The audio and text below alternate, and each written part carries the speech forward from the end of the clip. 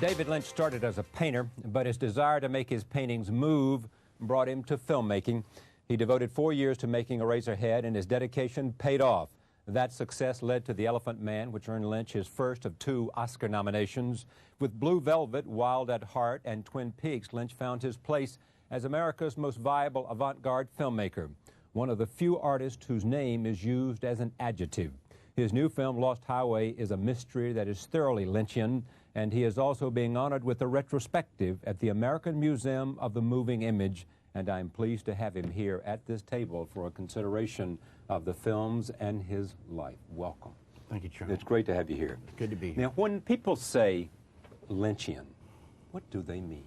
I haven't got a clue. I think when you're inside of it, you can't see it. Yeah. And so I don't know. Yeah. When you think of those films that you have made, you know, is there a common denominator for you? I mean, is there some sense of some space you're trying to explore, and each film is an exploration of that? No. Each one I see is separate. I know there are things that tie them all together, but you start falling in love with ideas, and it starts forming a whole, and that's what you translate.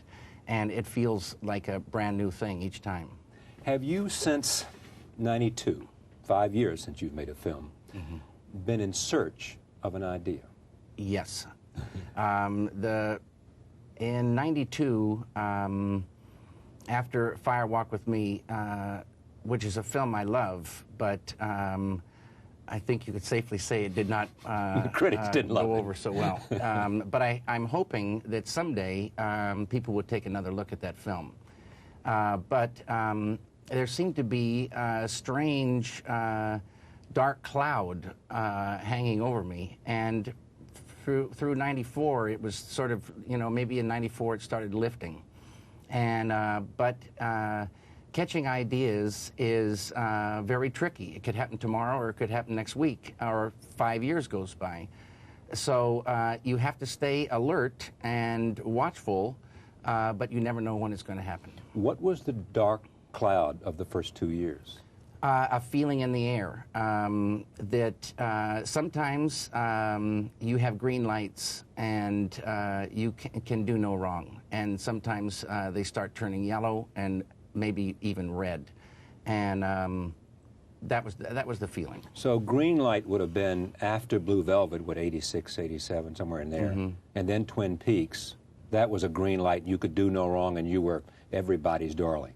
Yeah, Blue Velvet sort of kicked things in, and you know, as you go up, you feel the upness is outside of you. You don't know exactly why. For some reason, people are taking you up. And the same way when you go down. You can't figure it, but it's happening. Do your powers of creation feel strong as when you're going up? I mean, does it? No, they're the same. It has nothing to do with it. A depression can stop the creative process. But when you feel very good about your work, which I did, except for Dune, but when you feel good about it, the channels are, you know, open still. Dune, you said you don't feel good about that. You're sorry you made that film. No, I learned an awful lot, and I, you know, love Dino De Laurentiis and Rafaela De Laurentiis and all the people that worked on the film, and many good things came out of it. But overall, I didn't make the film I think I should have made. Well, what came out of it was, in a sense, lessons to avoid the next time you go out. Exactly. Like Final Cut. Don't give it up. Exactly. So Dino gave me Final Cut for Blue Velvet, and away we went. Right. When you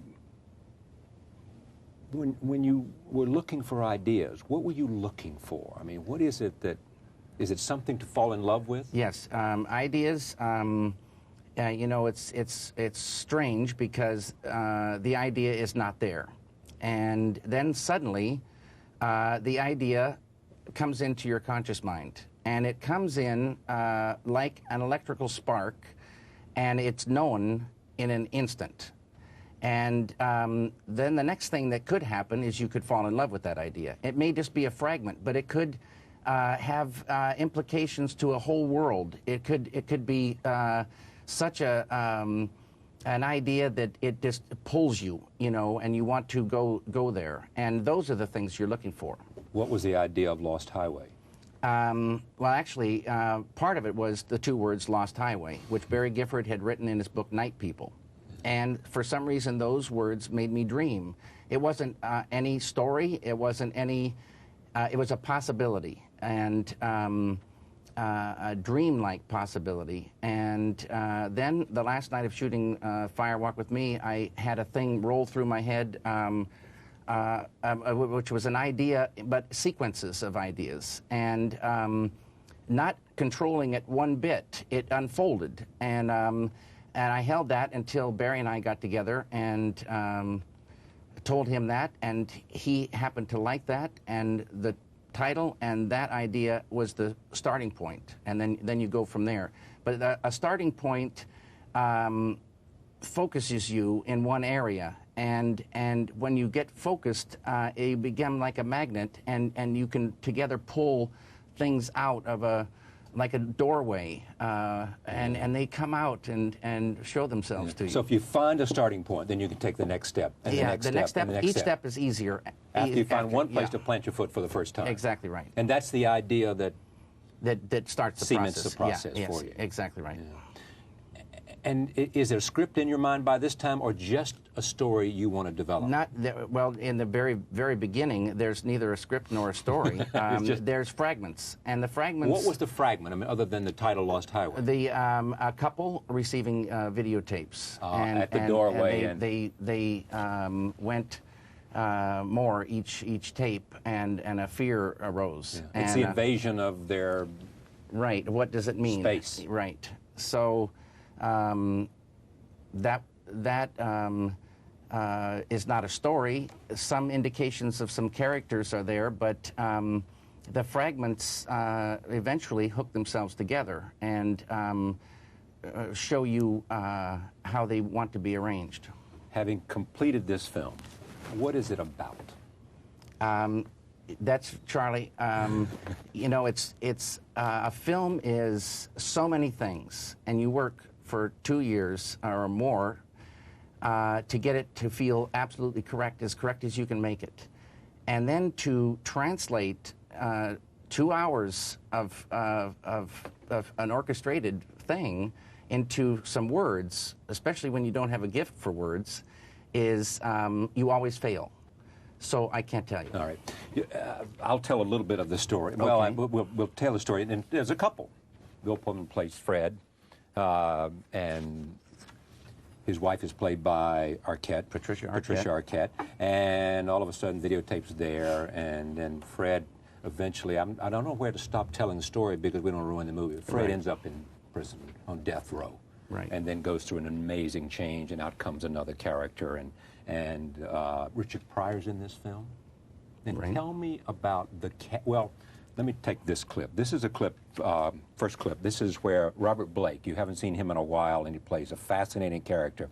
And he approaches Bill Pullman, who plays Fred Madison, at a party. And here is what they talk about. Roll tape.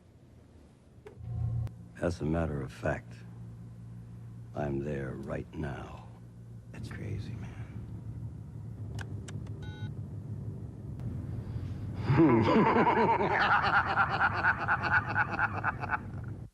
I'm not sure if I hadn't said Robert Blake, people would have seen Robert Blake at first glance. Right. Can you tell me about casting Robert Blake, Richard Pryor, Bill Pullman? Sure. Go ahead. Well, since you started with Robert Blake, the talk shows have something to do with casting Richard Pryor and Robert Blake.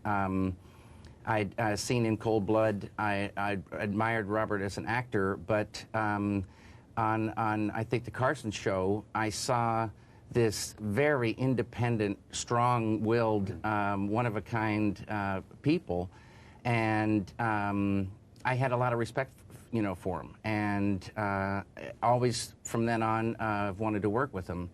And the problem is you have to get the right person for the right part. If the part isn't there, Robert doesn't come on board. So finally, the part was there, and I called Robert, and he came over, and we had a great talk. He's started acting when he was 3, as you know, and a million stories. Incredible character, Robert Blake. I wanted him to wear some teeth, but he said he couldn't put appliances in the mouth. He'd gag and become sick. So he came up with the ears. I wanted him to be pale, but then he did his ears and the hair, and he became your character. Just looked perfect. Yeah. Richard Pryor. I saw Richard Pryor on a talk show. I'd seen, you know, like everybody else, all the things he's done, and but something came through. He's had such dark experiences in life, and came out the other side, and just had a greatness in him, and kind of a wisdom of life. And I just said, I want to know this person. I want to, you know, love to work with him. And this came about. The part was small enough that he could do it. He's in a wheelchair, and said he wanted to do it, and he wanted to do it. He wanted to do it. He has MS, I think. Right. And so we finished what we had to shoot, and then I got him in the office of Arnie's garage, where his character works. He owns it, and set up a premise, and he ad-libbed for 9 minutes on the telephone, which was unbelievable, brilliant stuff. Robert Loggia. Robert Loggia wanted to play Dennis Hopper's part in Blue Velvet, and came on a day we were testing an actress, and there were 2 people, a young guy to test for Kyle's part, and Robert Loggia to test with this actress for Dennis Hopper's part, or Frank Booth. And I didn't get to Robert. And when I went out to tell him, you know, we had to shut down, he became very upset. And I never forgot how upset he got. And so it was sort of perfect that I saw the anger that he's sitting on, and it just made him perfect to play Mr. Eddie Dick Laurent. Because you used Kyle a couple of times, should I assume you two are friends? And we're friends, and yeah. you wish you had a part in this film for him? Always. You get to know people so well working with them, and form friendships, and see possibilities for other characters that they could play. It's just waiting for that part again.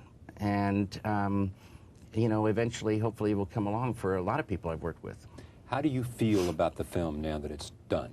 I love it. Okay. Rolling Stone has a picture of you, and this is what they say. Betrayal, sex, murder, deception, and 9 Inch Nails has to do with this guy. But in fact, this same writer says it's the best thing you've ever done.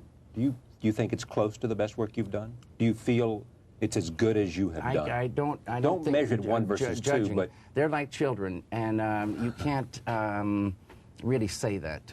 All right. Another clip here. This is Robert Loggia, who plays Mr. Eddie, and suspects that also that Pete Dayton, played by Balthazar Getty, is the mechanic, is sleeping with his girlfriend, Loggia's girlfriend, Mr. Eddie's girlfriend. Roll tape. Here it is. Tell me what David Lynch saw in the scene we just saw. What was in the director's head? That scene? Yes.